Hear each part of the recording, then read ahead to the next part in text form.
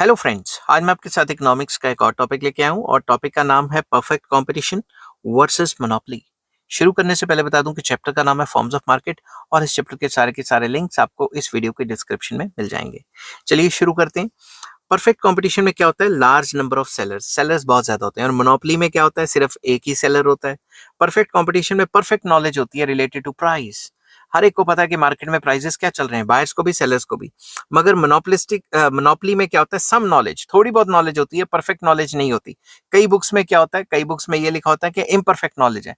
तभी तो इसी वजह से जो मोनोपोली वाला है या जो मोनोपोलिस्ट है वो प्राइस डिस्क्रिमिनेशन करता है, अलग अलग बंदों से अलग अलग रेट चार्ज करता है। अब परफेक्ट कंपटीशन में क्या होता है? Free entry and exit. Companies कभी भी इंडस्ट्री में आए, माल बनाए, कभी भी एग्जिट कर जाए, कोई रिस्ट्रिक्शन नहीं होती। बट मोनोपोली में क्या होता है? क्लोज्ड एंट्री और रिस्ट्रिक्टेड एंट्री। तकरीबन क्लोज एंट्री होती है और कोई अंदर नहीं आ पाता, तभी तो मोनोपोली है, नहीं तो मोनोपोली खत्म हो जाएगी। नेक्स्ट, परफेक्ट कंपटीशन में कोई मार्केट पावर नहीं होती, कोई पावर नहीं होती कि आप मतलब प्राइसेस को इन्फ्लुएंस कर सको। बट दूसरी तरफ देखा जाए तो ह्यूज मार्केट पावर होती है, फुल कंट्रोल होता है मार्केट की सप्लाई के ऊपर। और यहाँ पे मार्केट सप्लाई के ऊपर कोई कंट्रोल नहीं होता, क्योंकि टोटल सप्लाई में परफेक्ट कंपटीशन में जो प्रोड्यूसर है वो काफी कम परसेंटेज बना रहा है, उसके एग्जिस्ट करने या ना करने से कोई फर्क नहीं पड़ेगा। मगर मोनोपोली के पास हाई मार्केट पावर है, क्योंकि सारी की सारी मार्केट सप्लाई ही मोनोपोली वाला कंट्रोल कर रहा है। नेक्स्ट आ जाता है price taker.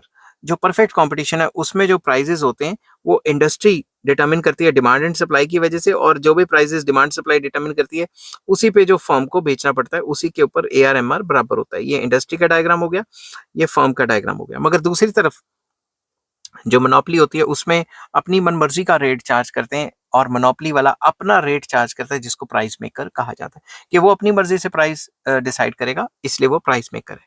Next, perfectly elastic demand curve. जो परफेक्ट कंपटीशन है उसमें डिमांड कर्व परफेक्टली इलास्टिक होती है, क्योंकि प्राइसेस सेम रहते हैं, इसी प्राइस पे जितनी मर्जी डिमांड कर सकते हैं। दूसरी तरफ इसमें नेगेटिवली स्लोप डिमांड कर्व होती है, मगर वो लेस इलास्टिक होती है। लेस इलास्टिक क्यों? क्योंकि प्राइस के चेंज करने से डिमांड पे कम फर्क पड़ेगा, क्योंकि मोनोपोली है और कोई कॉम्पिटिटर नहीं है, तो और किसी का माल है नहीं खरीदने का, और अगर प्राइस बढ़ भी गया तो डिमांड इतनी ज्यादा नहीं बढ़ती। नेक्स्ट, इस टाइप की मार्केट में परफेक्ट कंपटीशन में AR/MR बराबर होते हैं। AR क्या होता है? प्राइस। और अगर AR कांस्टेंट है, प्राइस कांस्टेंट है, तो आपको पता है AR और MR बराबर होते हैं।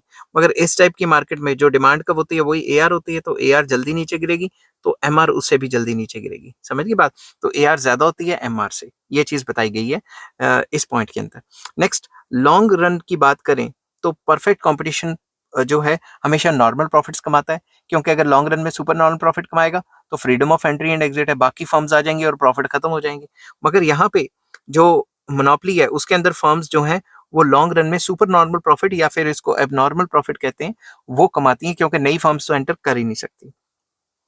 लास्ट पॉइंट आ जाता है, परफेक्ट कंपटीशन में प्राइस डिस्क्रिमिनेशन नहीं होता, एक ही प्राइस एग्जिस्ट करता है, और मोनोपोली में प्राइस डिस्क्रिमिनेशन होता है, अलग अलग बंदों से अलग अलग रेट चार्ज करना। ठीक है, आई होप ये वीडियो आपको पसंद आई होगी। अगर पसंद आती है तो please like, share and subscribe. Next topic मैं लेके आऊंगा perfect competition versus monopolistic competition. Till then take care, bye bye.